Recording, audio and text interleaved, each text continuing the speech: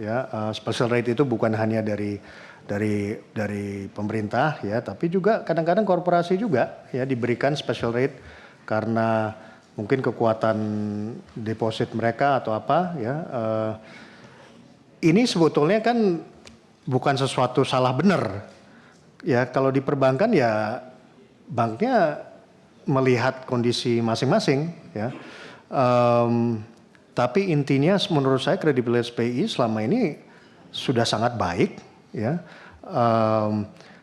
Mungkin urusan bahwa BI rate itu transmisinya rada lagging itu tidak menurut saya kaitannya dengan kredibilitas BI.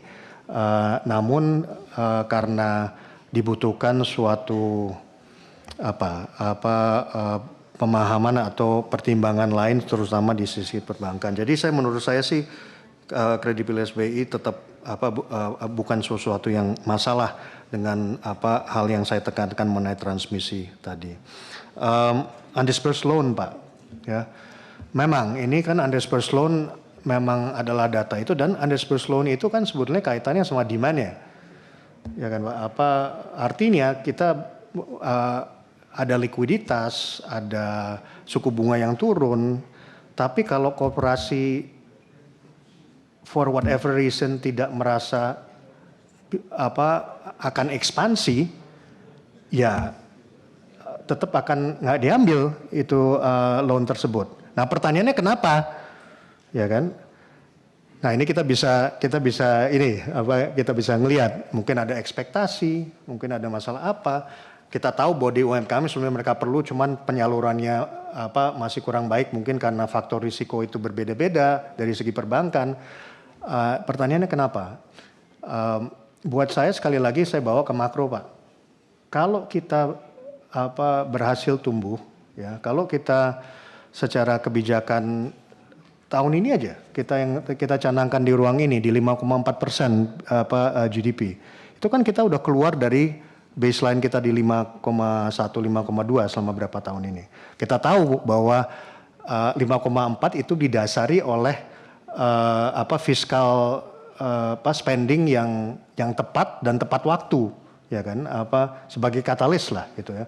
Kalau itu berhasil, dan range-nya kan waktu itu kita 5,2 sampai 5,8 ya Pak Khalid ya. Itu kalau berhasil kan menurut saya akan ekspektasi di dunia usaha akan berubah ya. Dan saya masih melihat bahwa secara umum fundamental kita jelas, fundamental ekonomi masih kuat, tapi fundamental ekonomi itu yang translate ke real ekonomi juga sebenarnya masih kuat, cuman mungkin ekspektasi itu Pak yang menghasilkan undisbursed loan tersebut. Nah kalau kita berhasil sebagai pemangku kebijakan untuk menjawab dengan memperlihatkan bahwa target-target itu tercapai, saya rasa undisbursed loan itu akan bergerak. Ya, nah, saya kembali ke ini hal-hal yang khusus dulu. Saya coba ke Bu. Tadi sebentar, Bu Andi, UMKM saya kayaknya sudah jawab mengenai pendidikan,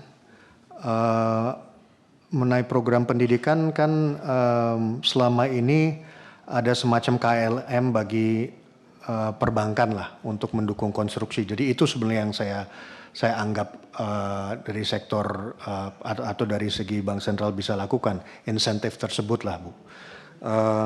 Yang ketiga mengenai, nah ini sentimen pasar.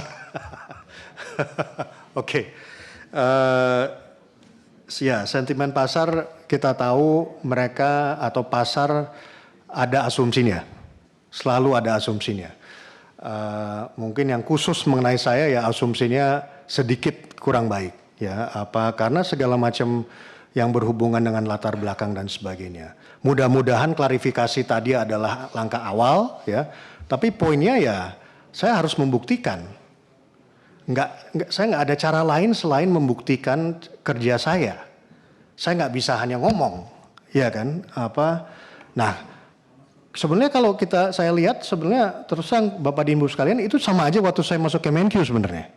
Meskipun di sini nggak ada undang-undang independensi, itu saya mengerti ya. Tapi sebenarnya prinsipnya sama. Dan waktu itu saya datang, saya masuk, ya sudah, saya kerja, ya kan. Jadi saya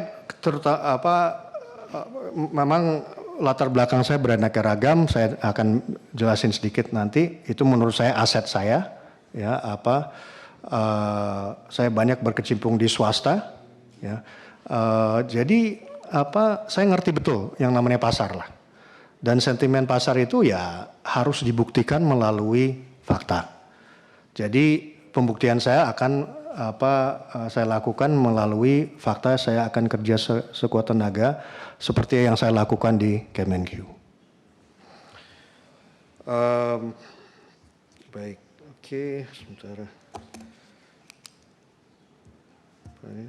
Bu Andi, Pak Bu Anissa tadi UMKM saya udah jawab.